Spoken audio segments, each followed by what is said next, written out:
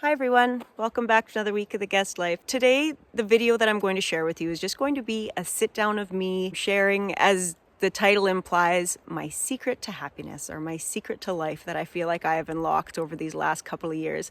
Now, my idea of happiness looks different than everybody else's idea of happiness, right? I'm not trying to push a certain lifestyle onto some people. I would just like to share it with you all and share my joy with everyone. A clear example of this is last week we had went to a doctor's appointment in Saskatoon, and my daughter's doctor shared with us that he had some friends come over from Ontario to visit him this summer. And as they were driving past some acreages on the outskirts of Saskatoon, they were saying, how could people live like this? Like, how could they live so secluded and isolated from one another in these acreages? It was mind-blowing to them. So obviously their idea of happiness is going to look completely different than mine, because we live on an island in the middle, pretty much the middle of a very large lake, and we are about 17 kilometers away from town. And the only way you can get here is either boat in the summer or ice road in the winter, which my husband has to plow himself, or snowmobile. So we are definitely more isolated than an acreage on the outskirts of Saskatoon. But besides the point, let's dive into it. So I'm going to start by introducing myself and my family, our situation, just kind of give a summary for everyone, just in case there's some people that are joining for the first time, or they've joined our channel kind of halfway through and haven't watched all of them. My name is Sarah Guest. I am married to Jonathan Guest. We have 4 children and 3 dogs. As I've said, we live on a secluded island in the middle of a large lake in northern Saskatchewan. And we are just a couple months shy of having our 2-year anniversary of living out here, which is crazy to me that we've been here for just about 2 years already. So my husband commutes every single day to his automotive shop that he owns with his best friend. Oh, hello, squirrel. And like I have said, that's either via boat, ice road that he plows, or snowmobile in the winter seasons. And I stay here and I homeschool our babies and kind of take care of our little off-grid home. Now, we don't actually stay here for 365 days out of the year. Where we are in northern Canada, we need to have break up and freeze up. It's an extra 2 seasons that are added to our year. So during the time the ice is freezing, which is about 8 weeks, and during the time the ice is thawing, which is about 6 weeks, it's impassable unless we had a helicopter or something, because the ice is just too rotten. It's not safe enough. You would just fall through and die. So we can't get home. The only option, and people do it around here, is they just hunker down. You get a whole bunch of groceries and you hunker down for a couple months while you're waiting for the ice to form or thaw. But if we were to do that, we'd have to be separated from John because he still works, and we just don't feel like we want to do that. So we kept our in-town home, and it serves as a form of income for us because we're not there barely at all. We rent it out. And then during those little off seasons, we just kind of sneak in there in a little corner part of the garage and hunker down for a few weeks and wait till we can get back home. The first main part of this video that I'd like to get into is finances and how we have gained financial comfort over the last few years. The financial comfort piece actually started as a transition while we were still living in town and had no idea that we were going to be moving out to the cabin. And it was just kind of this mind shift of being okay with what we had and not giving her and trying to make more money to get better things. For example, nicer cars and more renos in the house. So to set the scene for you all, I will just kind of paint a picture of how my life looked at one point during the time that we were living in town. So shortly after the birth of my 3rd child, I was still running daycare. I didn't take mat leave. I ran daycare shortly after he was born. That was a 10-hour-a-day job. And then I had opened up a side gig in the evenings as a relaxation massage therapist in kind of our little office area. I transformed that as a side gig, and John had to just watch the crew and kind of keep infant baby from crying while I was doing that. And then in my spare time, which was very few and far between, I was working around 30 to 40 hours a month doing books for my husband's shop. So I had 3 jobs. And at this point in my life, I look back, is when I almost felt the most broke, which is just mind-blowing to me. I was just in this mindset, oh, if I work more and I make more, I'll feel less broke. But it didn't get me out of that cycle or out of that mind space. It almost just made it worse. And then that leads me to the story of us moving out to the cabin. So shortly after the birth of my fourth child, I'm kind of still in this rat race mentality, just living for the weekends, right? We can get out to the cabin, just live for the weekends, live for the holidays. And we were out at the cabin and we were on the deck, my husband and I having our infamous Saturday morning coffees where we solve all the world's problems. And I just thought out loud, wouldn't it just be amazing if we didn't have to go home, if we could just live here? And then my husband, with his spontaneous spirit, just blurted out, well, why don't we? I said, oh, well, we absolutely couldn't because of A, B, C, and D. It wouldn't work. And then he started talking to me. He's like, well, we could make that work and this work and this work. We actually could. And so I just went full bore in my brain and started trying to figure out all the ins and outs and if we actually could make it work. And we thought at the end of the day, what do we have to lose? Because with my profession of daycare, there's a crazy shortage of daycare in our town, which I'm pretty sure it is over the entire continent. So it's not like I'm letting go of a pension or I'm letting go of a full-time position at a career somewhere where I wouldn't be able to get my foot back in. So I'm not really losing anything in that respect if this didn't work out and I had to go back. So we thought, why not just try it? So I had given all of my daycare parents 2 to 3 months notice. And we shot for, I think it was Christmas when we had moved out here. We shot for after the freeze up season was over and then we were going to move out. So with some financial adjustment, I have quit my job now. We rent out the townhouse, so that's adding a little bit. And now that is pretty close to $3,000 less than we were making before. We still have 2 properties. We're still paying for the mortgage at the townhouse, the power, the heat, the water, the insurance, the property taxes. All that is still getting paid because we have decided not to let go of that asset. If we had completely just let go of the townhouse and moved to our off-grid home, even if we had a small mortgage for our off-grid home, we'd need a lot less every month to survive. For people interested in downsizing life, downgrading a home or going to live off grid at a cabin, it barely cost us anything. If that was just our only choice, I've got written down here. So for the cabin, every year insurance costs us $700. The lease fees cost us $700. And monthly between gas, propane, we're sitting at about $100. Groceries is still going to be there for $1,200. But I mean, what would that be? $3,000, and that's feeding a family of 6. And we have the original investment of about $6,000. We put a bathroom in there, our solar, just kind of setting our home up to be more homey.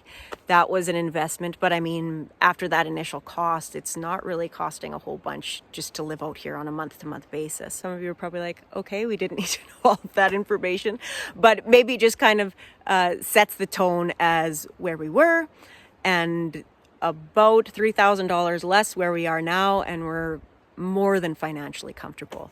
And the main switch came from just being okay with what we have and not striving to keep up with the Joneses or continue the rat race, as people would say. And now to get into my actual secret of happiness and how my mental health has changed considerably in the last couple years since moving out here.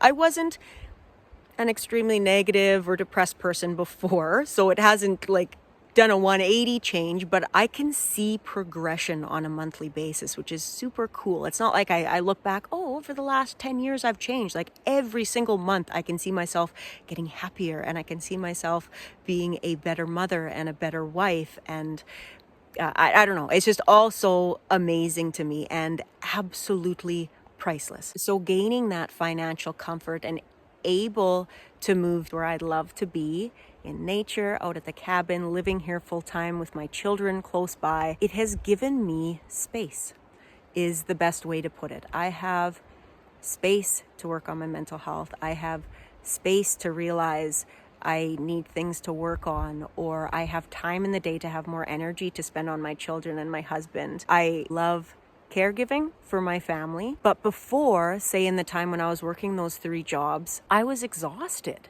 Like if somebody needed help with doing their hair, or John, God forbid, left his clothes beside the hamper instead of in it, I was still doing it, but I was tapped out. All my energy reserves were pretty much gone at that point. So I was just trying my best. Don't think negative thoughts, because then they'll become reality. And I was having to work a lot harder to be happy, because if one person in the household is miserable, the whole family crumbles. No matter if I felt like I had burdens on me, or no matter if I was tired or exhausted, I tried my very hardest to be happy for the home and the family. But now, since we've had this space, it just comes so easily and naturally, and I'm enjoying it, and I'm not fighting against myself. Living on grid and being part of a society has its benefits, to be together and live in community. But I found, I don't know, maybe I'm just somebody who gets stressed out ridiculously easy, but I felt like being in that environment had a lot of unnecessary stressors pulling on me on a daily basis. Being out here, how it's transformed, because it's just me and my babies, I get to see our relationships grow and flourish, and I can teach them, and we can spend all that quality time together, doing adventures together, and you're just growing as a family unit. And that's all I have to worry about in the day. I have to do my homeschool and take care of my home. It's giving me just enough stimulation that I'm not bored or too much in my head, because that's not good for mental health either, right? As humans, you need to be busy. But living out here and taking care of the cabin and my family and homeschool is just enough of a balance that I found, that I can have enough rest and enough work that I am at my best. My phone storage just said it was full, so I'll try and make this one quick. So the second thing that I have adopted over the last 5, 6-ish years that have kind of led me to this type of life and my happiness and my joy is lowering my level of satisfaction, I guess, or lowering my expectations, and kind of going back to the beginning of the video where I said we're just kind of happy with what we have. So if I feel like, me personally, I have only enough energy in my body, if I'm spending all of that energy caring about materialistic things, now I'm taking from my energy reserves for the important things, like spending time with my family and forming those close bonds and great relationships that are so important to me. My table, for example, was $10 secondhand. The chairs were all free. Papa made us that bench in the back. So my whole entire table unit has cost me $10. Now, the reason I'm using the table as an example, so many things happen at this table. I've got crafts on a daily basis. Little children are spilling things all over it. There's, yes, hello bear. There's Play-Doh, slime that we choose to put little grains of sand in and do little scuff marks all over the place.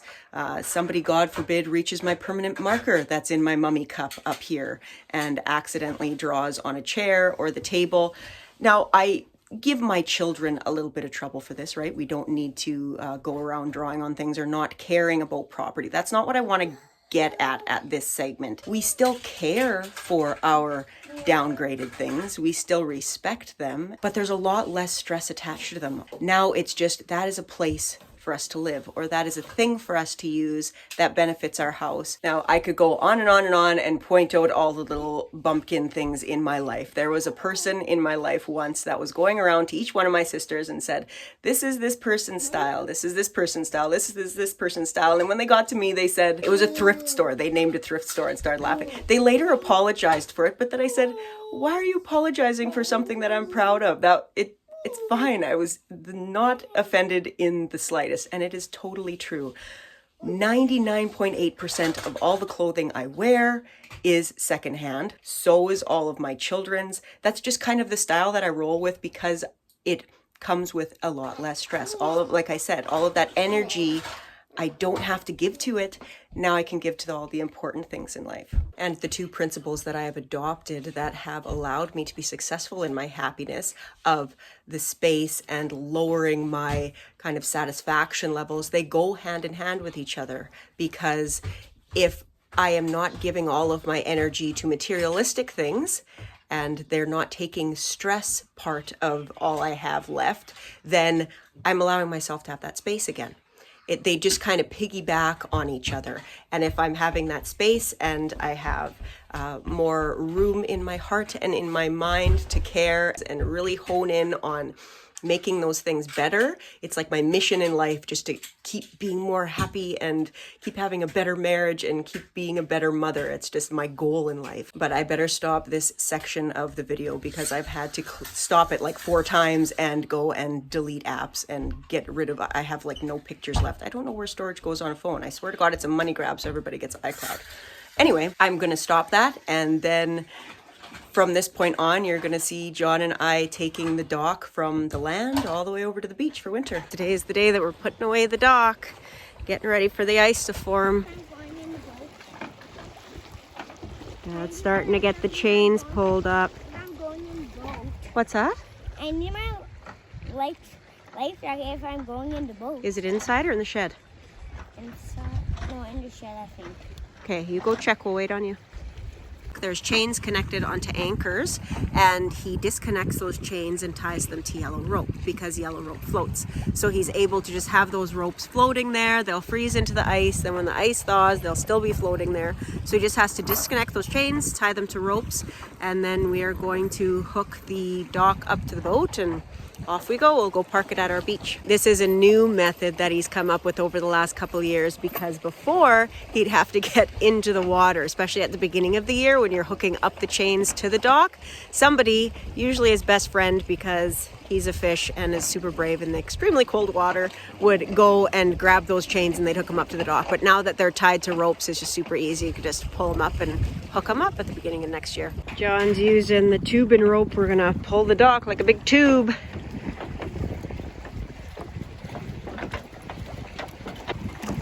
Now he's getting the boat all lined up so that we can just go get it onto this side. We got to disconnect one chain and that last rope. There it goes. And apparently Cameron's going along for the ride.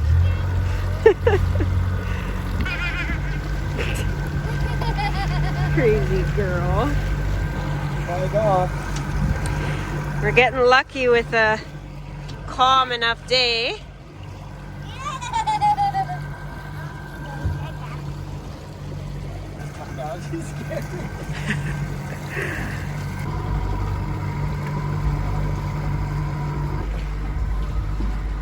There, we're getting to our beach where the dock's going to live for the winter.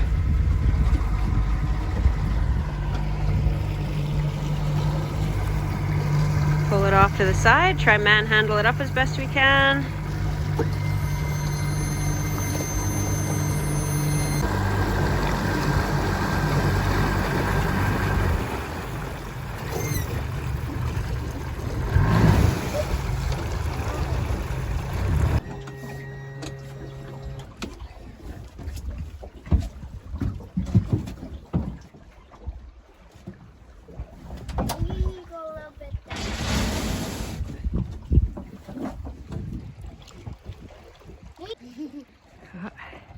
The dock is... Sure. There it goes. Say goodbye to the dock, Russell. Bye, Doc. Bye, Doc. See you next summer. Thanks for all the good parking this summer. Doc. Love you, Doc.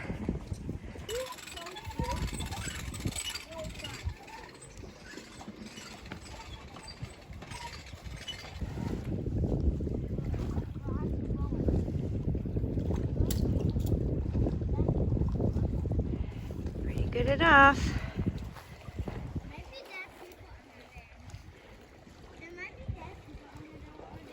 Okay, there's one more fall chore out of the way. Now Dad's gonna have to walk the beach trail in the dark mornings for the rest of the season. But I'm gonna end the video there. We'll catch you guys in the next one. Bye.